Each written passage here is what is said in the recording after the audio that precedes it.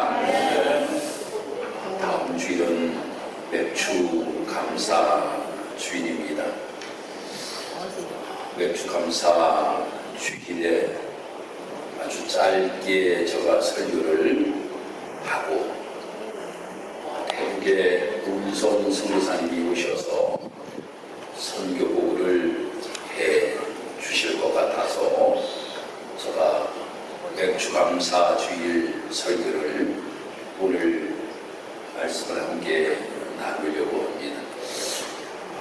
오은성 선교사님이 한국에 들어오셨는데 오늘 오후에 원래 오셔서 말씀을 전해 주신다라고 하셨는데 선교회별 모임으로 인하여서 참석을 오시지 못하게 되었고, 그래서 다음 주 주일오전 예배 때에 이미 참석하고, 저희 교회에서 후엔텔라 교회에 부지를 마련해 주었는데 이번에 한국에 들어오셔서 철원에 있는 모 교회에서 교회를 건축해 주겠다라고 하는 이러한 이야기를 듣고 달려가서 그 선교복을 한 다음에 저한테 제일 먼저 전화가 왔어요. 목사님, 기쁜 소식을 전해드려야 되겠습니다.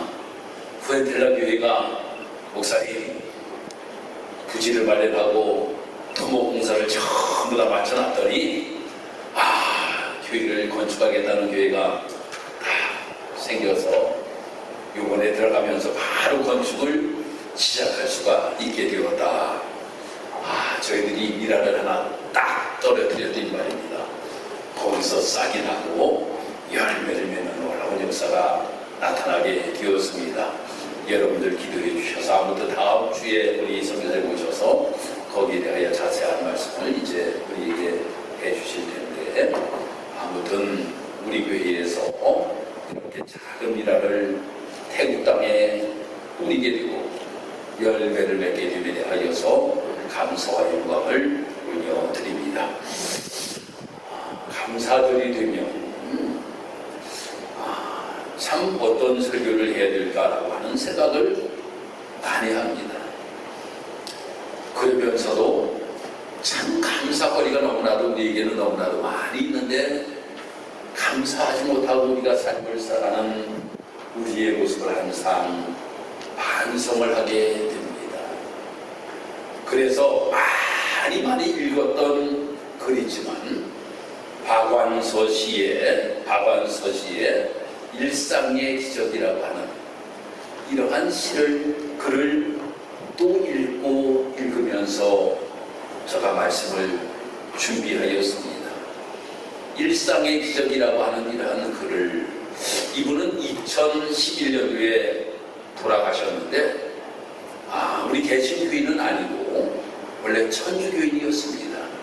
이 천주교인이신데 이분이 글을 쓴 이것을 읽을 때마다 너무나도 감동을 받게 돼요. 약 5분 동안 제가 이 글을 먼저 읽어드리고 말씀 함께 나누겠습니다. 덜컥 달이 났다. 유쾌하게 저녁을 마치고 귀가하는데 갑자기 허리가 삐끗했다. 자고 일어나면 낫겠거니 대수롭지 않게 여겼는데 웬걸. 아침에는 침대에서 일어나기조차 힘들었다. 그러자 사이에 사소한 일들이 굉장한 일로 바뀌어 버렸다. 세면대에서 허리를 굽혀 세수하기, 바닥에 떨어진 물건을 줍거나 양말을 신는 일, 기침을 하는 일, 앉았다 일어나는 일이 내게는 더 이상 쉬운 일이 아니었다. 별 수 없이 병원에 다녀와서 하루를 빈둥거리며 보냈다. 비로소 몸에 소리가 들려왔다. 실은 그동안 목도 결리고 손목도 아프고 어깨도 힘들었노라. 눈도 피곤했노라. 몸 구석구석에 불평을 해댔다. 언제나 내 마음대로 될 줄 알았던 나의 몸이 이렇게 기습적으로 반란을 일으킬 줄은 예상조차 못했던더라. 어쩔 줄 몰라 결절매는 중이다. 이때 중국 속담이 떠올랐다. 기적은 하늘을 알거나 바다 위를 걷는 것이 아니라 땅 위에서 걸어 다니는 것이다. 예전에 싱겁게 웃어 넘겼던 그 말이 다시 생각나는 건 반듯하고 짱짱하게 걷는 게 결코 쉬운 일이 아님을 실감하게 되었기 때문이다. 편한 말이 아니었다. 앞 이전과 후가 이렇게 명확하게 갈라지는 게 나의 몸의 심리가 아니고 무엇이랴. 얼마 전에는 젊은 날에 윗분으로 모셨던 분을 병원안을 다녀왔다. 몇 년에 걸쳐 점점 건강이 나빠져서 이제 그분이 자기 힘으로 할 수 있는 것은 눈을 깜빡이는 정도에 불과했다. 예민한 감수성과 날카로운 직관력으로 명성을 날리던 분이 이런 모습을 마주하고 있으려니 한때에 빛나던 재능도 다 소용없구나. 서글픈 마음이 들었다. 돌아오면서 지금 저분이 가장 원하는 것이 무엇일까 생각해 보았다. 혼자서 일어나고 좋아하는 사람들과 웃으며 이야기하고 함께 식사를 하고 산책을 하고 아주 사소한 일이 아닐까. 다만 그러한 소소한 일상이 기적이라는 것을 깨달을 때에 대개는 너무 늦은 다음이라는 점이 안타깝다. 우리는 하늘을 알고 물 위를 걷는 기적을 이루고 싶어 안다하며 무리를 한다. 땅 위를 걷는 것쯤은 당연한 일인 줄 알고 말이다. 사나흘 노인네처럼 하수도 붙여보고 물리치료도 받아보니 알겠다. 타인에게 일어난 일은 나에게도 일어날 수 있는 일이라는 것을 크게 걱정하지 말라는 진단이었지만 아침에 벌떡 일어나는 일이 감사한 일임을 이번에 또 배웠다. 건강하면 다 가진 것이다. 오늘도 일상에 감사하며 살자. 감사를 느끼고 계시는지. 우리들이 입으로는 감사함을 외치지만 진정으로 느끼는 사람은 적은 것 같다. 안구 하나 구입하려면 1억이랍니다. 두 눈을 갈아 끼우려면 2억이 들고, 신장을 바꾸는데 3천만 원, 심장을 바꾸는데 5억 원, 간 이식을 하는데 7천만 원, 팔다리가 없어 의수와 의족을 끼워 넣으려면 더 많은 돈이 든답니다. 지금 돈을 두고 두 다리로 건강하게 걸어 다니는 사람은 몸에 약 51억이 넘는 재산을 지니고 다니는 것입니다. 도로 한가운데를 진주하는 어떤 자동차보다 비싸고 훌륭한 두 발로 자가용을 가지고 세상을 활보하고 있다는 기쁨을 우리는 잊지 말아야겠습니다. 그리고 갑작스런 사고로 앰뷸런스로 실려갈 때에 산소호흡기를 쓰면 1시간에 36만 원을 내야 하며 눈, 코, 입 가지고 두 다리로 걸어 다니면서 공기를 공짜로 마시고 있다면 하루에 860만 원씩 공짜로 받을 수 있으니 얼마나 감사한 일인가요? 그런데 왜 우리는 늘 불행하다고 생각하는가? 그 이유는 욕심이 많아서 그렇겠지요. 감사하지 못하는 사람에게는 기쁨이 없다고 합니다. 기쁨이 없다는 이야기는 결국 행복하지 않다는 말이겠지요. 감사하는 사람만이 행복을 움켜쥘 수 있고 감사하는 사람은 행복이라는 정상에 이미 올라가 있다고 생각합니다. 새 입으로 버는 행복, 내 입으로 버는 행운. 행복하면 되지 행운을 바란다면 욕심이지요. 오늘부터 지금부터 숨 쉴 때마다 감사 기도 드려야겠습니다. 이 글을 참 읽을 때마다 저는 우리가 삶을 살아가면서 감사할 것이 너무나도 많이 있는데 원망과 불평을 우리가 내며 삶을 살아갈 때가 너무나도 많이 있다. 그러면 사람들이 이야기하기를 뭐라고 이야기하는가 하면 목사님 이런 어려움 한번 당해보세요. 왜 불평 불만이 나오지 아니합니까? 라고 이렇게 이야기하는 분들도 계십니다.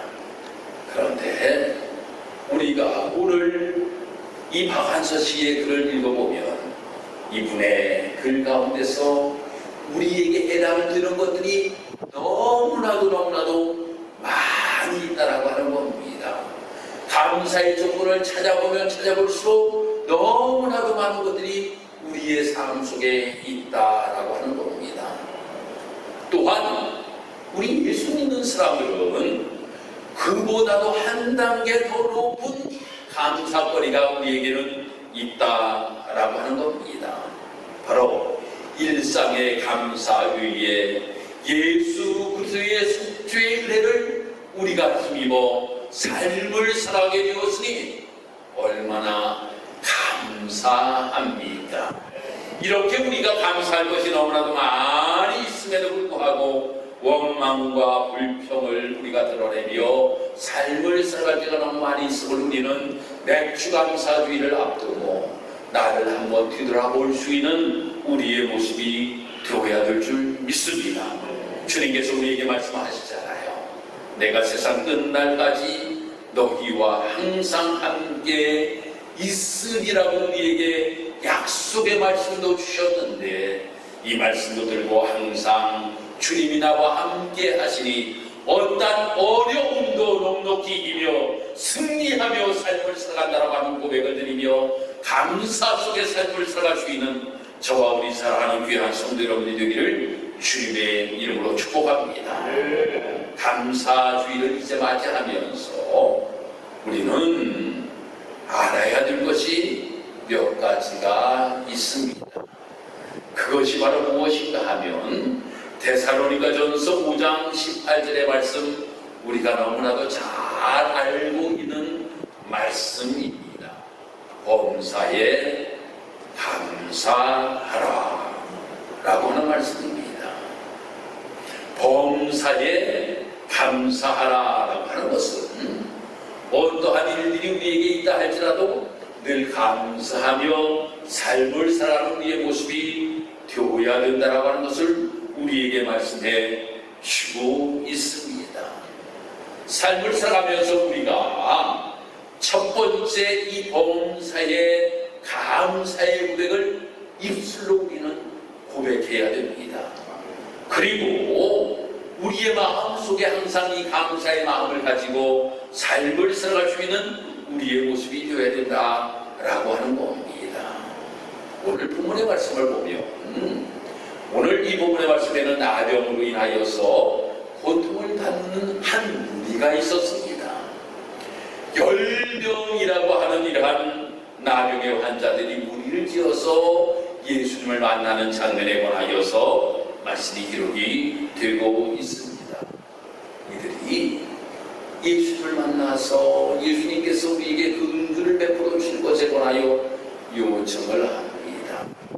예수님께서 그들의 이야기를 듣고 말씀하시기를 제사장에게 가서 보이라 라고 이렇게 예수님께서 말씀을 하시는 거예요. 그러니까 그들이 제사장에게 가서 몸을 보였습니다. 웬일입니까? 완전히 열명이 다 깨끗하게 고침을 받았습니다. 그때 한 사람이 예수님께로 돌아와서 예수님의 말씀대로 내가 제사장에게 몸을 보여드리 깨끗하게 고침을 받았습니다 라고 이렇게 이야기하면서 예수님의 발 앞에 엎드려 감사하고 또한 하나님께 영광을 돌렸다 라고 이렇게 말씀이 기록이 되고 있습니다.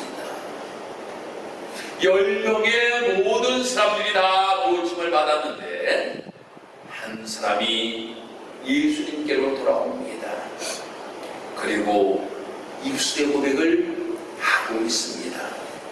어떠한 입술의 고백입니까?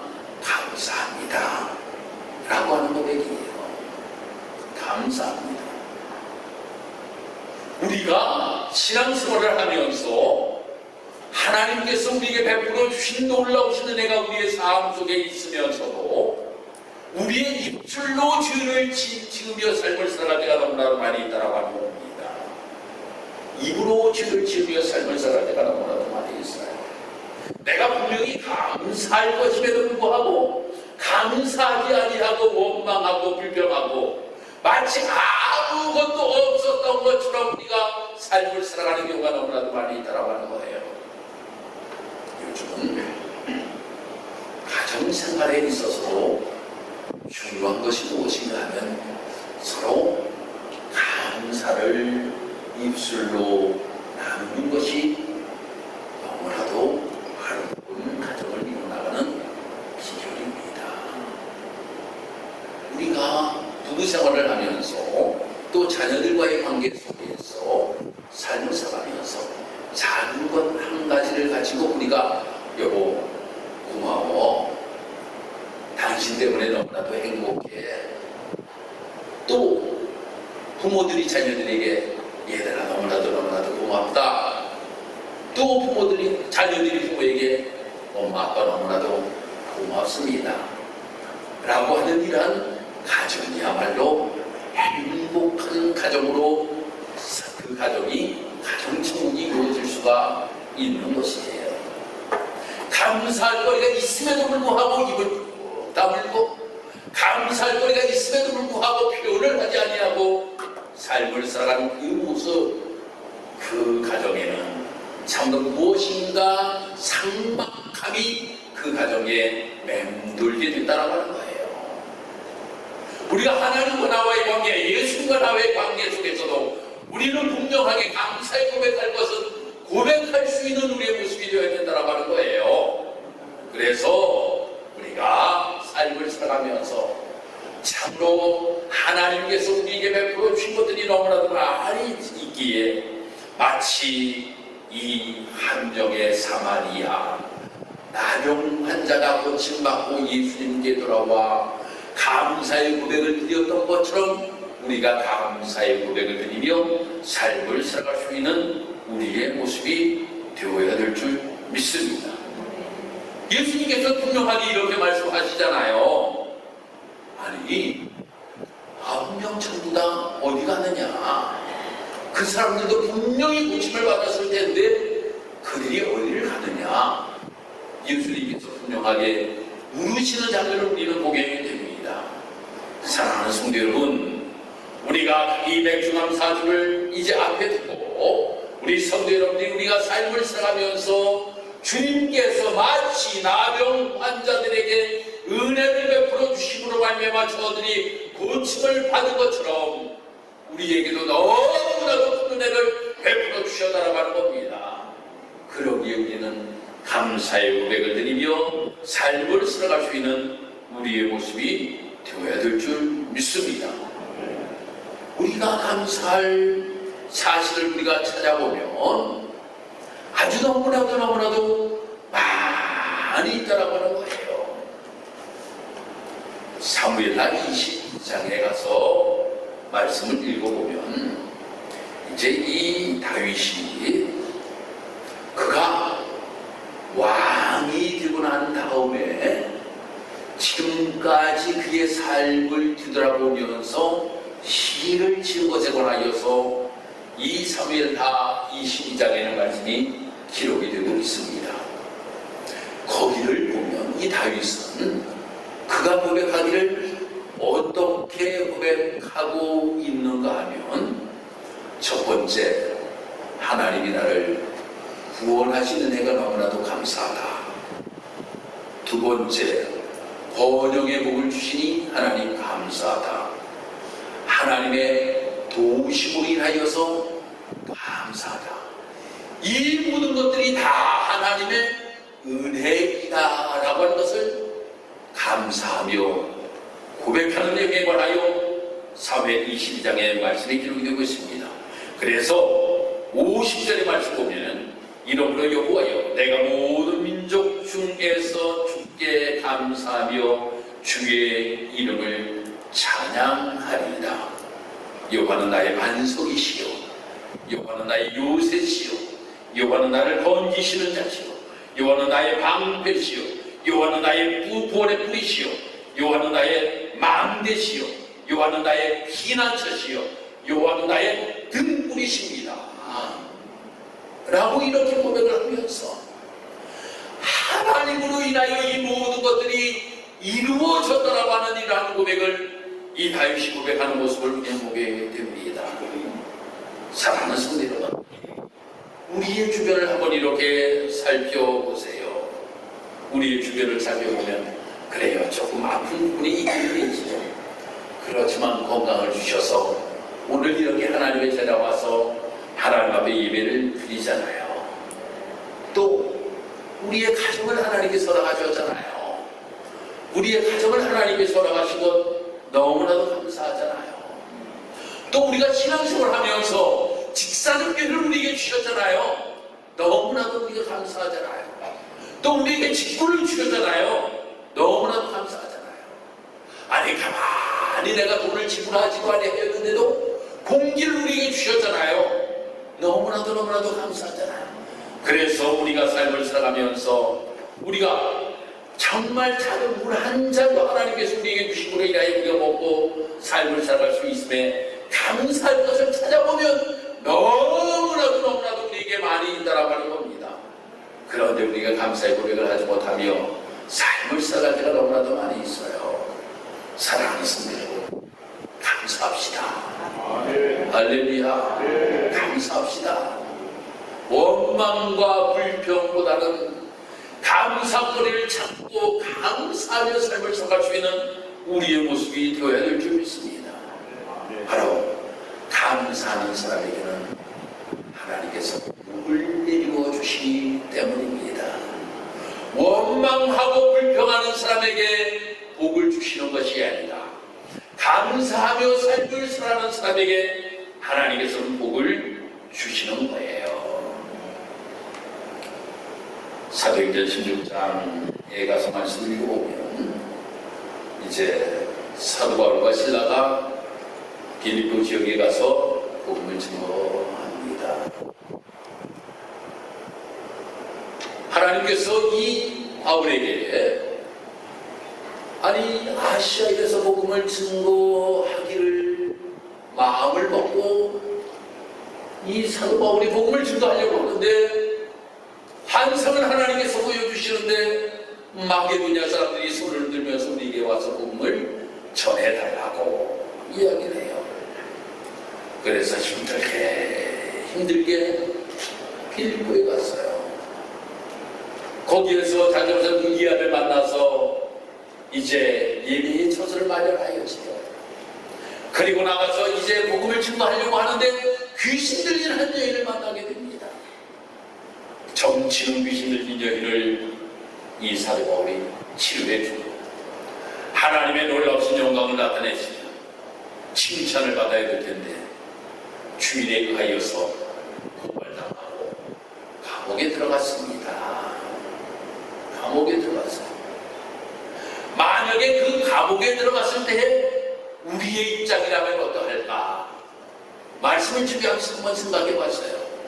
아니 하나님께서 저 마게도냐 사람들에게 손을 흔들면서까지 환상을 보여주면서 가서 복음을 증거하라 그래서 힘들고 어려운 과정을 겪으면서 그곳에 가서 복음을 증거하였는데 아니 거기에서도 귀신 들린 자를 쫓아내주고 정말 좋은 일을 하였는데 내가 감옥에 들어간단 말이야.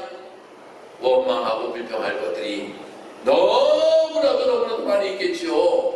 원망하고 불평할 것들이 너무나도 많이 있겠죠. 그런데 바울과 실라는 그 감옥에 들어가서 무엇하였습니까? 찬송 불렀어요. 기도했어요. 이것이 무엇의 고백입니까? 감사의 고백입니다. 감사의 고백이에요. 여호와 하나님을 찬양하였다라고 하는 것은 감사의 고백이에요. 여호와 하나님 앞에 기도하였다라고 하는 것은 감사의 고백이라고 하는 겁니다. 그래들이 우물이 열려지는 놀라운 역사가 나타나게 되었다라고 하는 거예요. 창구가 풀어지는 놀라운 역사가 나타나게 되었다라고 하는 겁니다. 그로 말미암아 간수가 예수 믿고 구원받고 그리스도인이 구원받고 빌립보 지역의 복음이 널리 전파되는 놀라운 역사가 나타나게 되었다라고 하는 겁니다. 사랑하는 성도 여러분, 우리가 어려운 일을 당할 수가 있습니다. 힘들고 어려운 일을 당할 수 있어요. 그렇지만 그때에도 우리가 여호와 하나님을 찬양하고 기도하며 감사의 고백을 하나님 앞에 드릴 때에 하나님께서 놀라운 기적의 역사를 우리에게 베풀어 주신다라고 하는 겁니다. 오늘 이 본문의 말씀도 한번 보셔요. 감사의 고백하는 사는 사마리아 나병 환자가 예수님께 왔을 때 예수님께서는 무엇이라고 그에게 말씀합니까?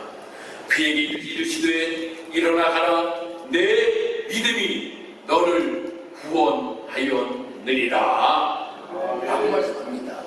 이 말씀은 무슨 말씀입니까? 다 육체에 나음은 입었습니다.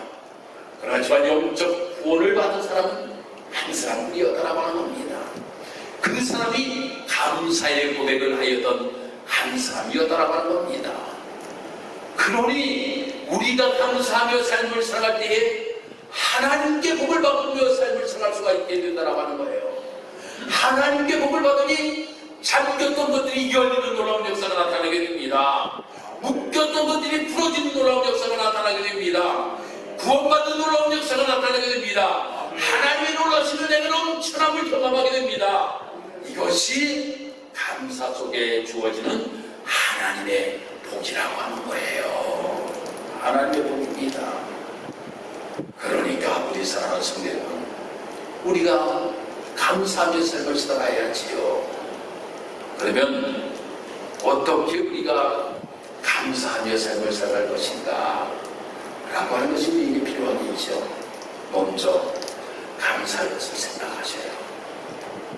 감사할 것을 무조건 감사는 안 나오잖아요. 감사할 것을 한번 생각해 보셔요.